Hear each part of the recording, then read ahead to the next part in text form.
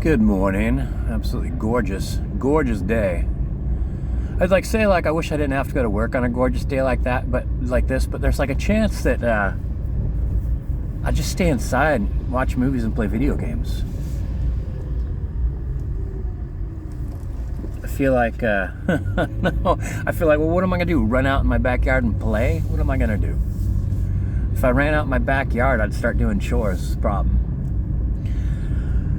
Oh, I started thinking about, speaking of problems, I was thinking about ChatGPT. Basically any of these programs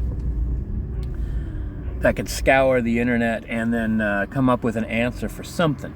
And people are worried about it. And I think that the worry comes from,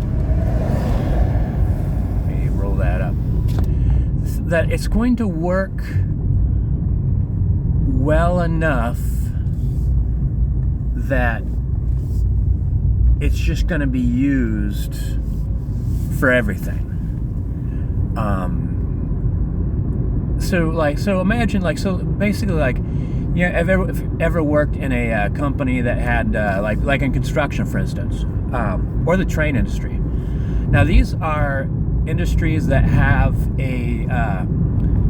especially the train industry. The train industry almost has, as far as miles per train per casualty, basically through of death of person. So a train that operates for 5 years is going to kill a certain number of people statistically. It just does, and that number doesn't change a whole lot. Even as they introduce safety systems and things like that, because the safety systems don't keep a car from going straight on through the barriers and straight into a train, or those long trucks from going across the top of a raised train bed are going to what do they call it? I can't remember what you call it. Get high centered, and then you're just stuck there until a train comes and hits you. There was a case not too long ago of police pulling somebody over, and then they parked their police cruiser on a railroad track, put this lady in the police car, and then they went to go search her vehicle, and the police car got hit by a train. Imagine that. So it works just good enough, that the economy really benefits from how these trains move freight all across the country, but not good enough to not kill people on a dependable basis. So that's what the fear, I think, is ChatGPT. If you've got a bunch of computers all working together to get grain from some part of Africa or Europe to a market in South America, and this is the thing that we learned in COVID, is that companies don't want to have anything on hand. Anything that's not immediately being produced, shipped, purchased is money that's not being made. Like anything sitting on a shelf is costing you money. And so you just get these computers to dial in, the exact amount of everything, the exact amount of effort, the exact amount of cargo containers, the exact amount of fuel, the exact amount of time it takes to get from point A to point B. And then if some boat gets caught in some canal, suddenly the world's economy reacts instantly, because none of us are planning on a 2-week delay on any of our fabrics or fuels or chemicals or medicines. So even now, we kind of just put it right to the edge, right? So what if you get these supercomputers that can reliably put it even closer to the edge? So the profit that you're saving here, keep in mind, is it from increased sales, or a greater efficiency. Well, it is a little bit of greater efficiency, but the greater efficiency isn't driving the profit. The greater efficiency means there's less product sitting around.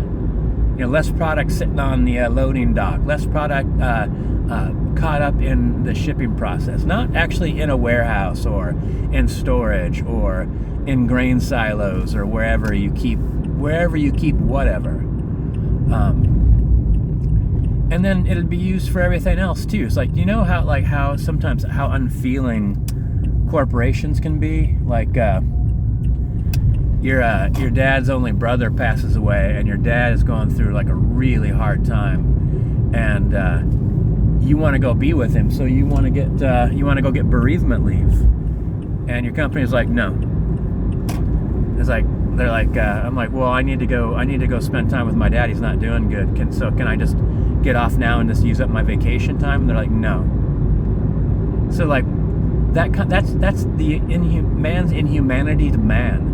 So you get ChatGPT. They were talking about having ChatGPT answer phones with frequently asked questions, and it does a fantastic job, evidently. But you get ChatGPT to answer the phone, and it just has company policy to go on. And you're like, my dad's doing really, really badly. I think that I need to be with him right away. And the answer is just going to be no, and citing the reasons why not. But so that's like kind of an over-the-top example. But that's how it would all run. You would just put something in charge of. You got 600 employees working on farms, and then the wintertime comes, and you just lay off 500 of them, or work it into the system, kind of like what sounds like Amazon's doing, where they have like little productivity markers, and you just crank up those numbers towards the end of summer. There's less harvest going on. People's productivity numbers start to fall, and they start getting fired. And with the exact amount of records you would need to show that you coached an employee to do better, per the local state and county laws, so that the firings are all perfectly legal. And then you hire those people back the next year and set up for firings again. Like, it seems that greater efficiency wouldn't be used for the greatest benefit of humanity. Greater efficiency would be used against the greater mass of humanity.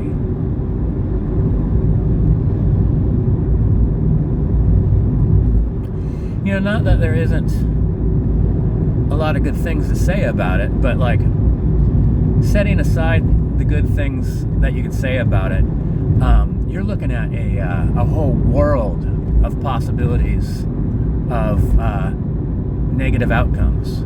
So you have people doing data entry, literally people answering the phones, because these people answering the phones already have conversation trees that they're required to follow. And if you try to like get them to like not follow them, they have like 15 questions they have to answer before they can start troubleshooting.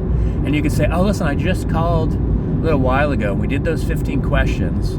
That came out to mean nothing. So they started on this question. So they asked me to give them the serial number. And so now I've called back with the serial number. And they go, okay, sir. So the third question is, they have to do those questions. And they're human beings. So you get a chat going on with a computer, and someone says, computer, I want you to do this no matter what. It's just going to do it. We had a machine that had a built-in thing trying to get people to use a certain function, but the certain function wasn't quite working really well, and they knew it, but they're like, well, maybe if we get them to try that function over and over again, it might work. So it didn't, but so it had a built-in make you do something that was broken 4 times in a row before it would then like suddenly work. It could have worked immediately.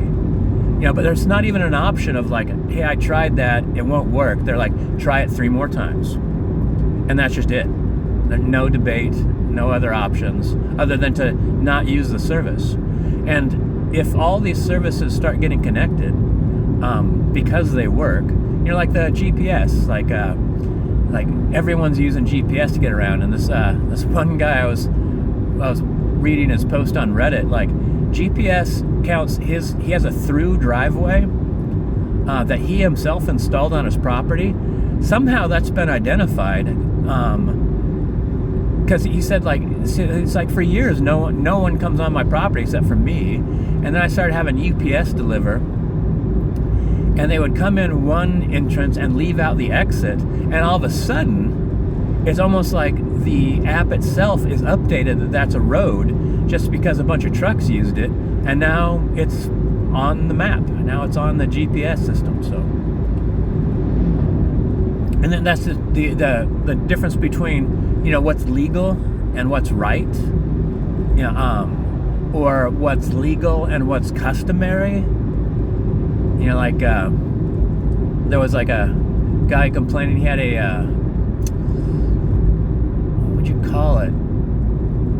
Well, anyway, he had a business that gets very rare large amounts of people showing up.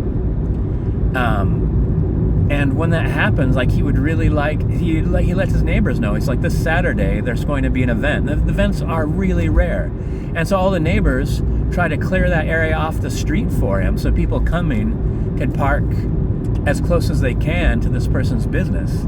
And you know, he really likes it. The neighbors would like to help him out. Like, he's a good neighbor, they're good neighbors.